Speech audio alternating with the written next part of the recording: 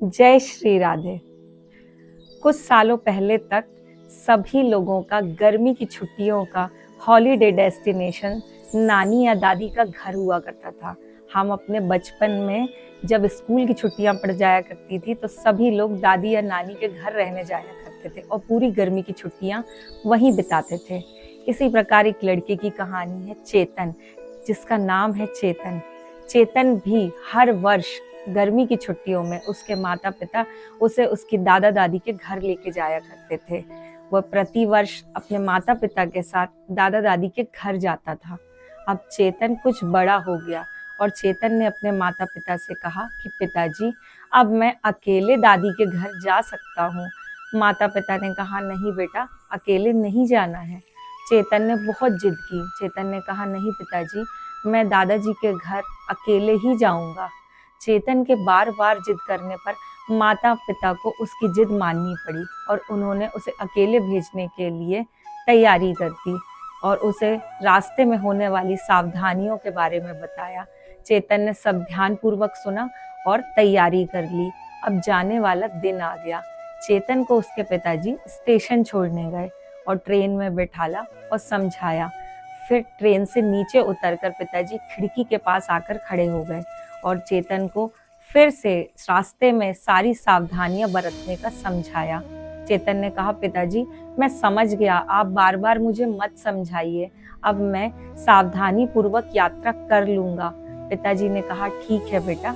फिर एक लिफाफा पिताजी ने अपने पास से निकाला और चेतन के हाथ पर रख दिया और चेतन से कहा कि सुनो, यदि रास्ते में तुमको डर लगे तो ये लिफाफा खोलकर पढ़ लेना और तुम्हारा सारा डर भाग जाएगा। चेतन ने कहा, ठीक है पिताजी। जैसे ही पिताजी ने उसे लिफाफा दिया, चेतन ने अपने जेब में लिफाफा रख लिया और ट्रेन की सीटी बजी और ट्रेन चलने को तैयार हो गई। पिताजी ने हाथ हिलाते हुए चेतन को विदा किया और चेतन चल दिया।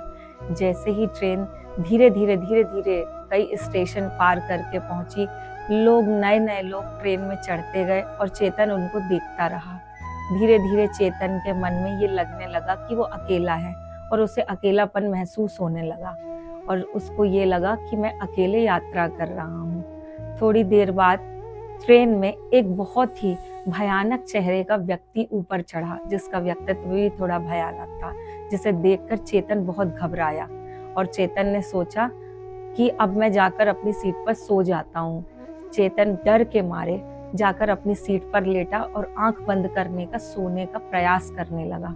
लेकिन जैसे ही वो आंख बंद करता और सोने का प्रयास करने लगता तो उसको अंदर ही अंदर उसके मन में उस भयानक आदमी का चेहरा दिखाई पड़ता और आंखें बंद करने पर भी जब उसका चेहरा दिखने लगा तो चेतन बहुत ज्यादा घबराया और वह थर थर कांपने लगा और वह बहुत रुआंसा सा हो गया। उसे डर लगने लगा। ये पहली बार था जब चेतन अपने माता पिता के बिना यात्रा कर रहा था।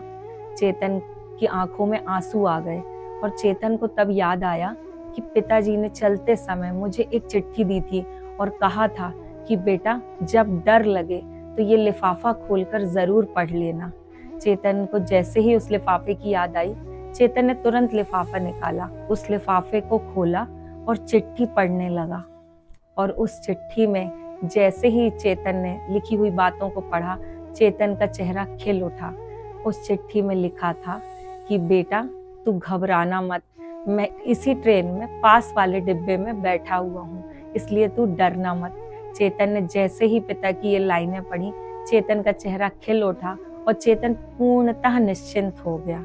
इसी प्रकार हमारा जीवन भी है। जब भगवान ने हमको इस दुनिया में भेजा तो हमें भी एक लिफाफा दिया है जिसमें लिखा है कि तू डरना मत, मैं हर पल, हर क्षण, हर समय, हर जगह पर तेरे साथ हूँ।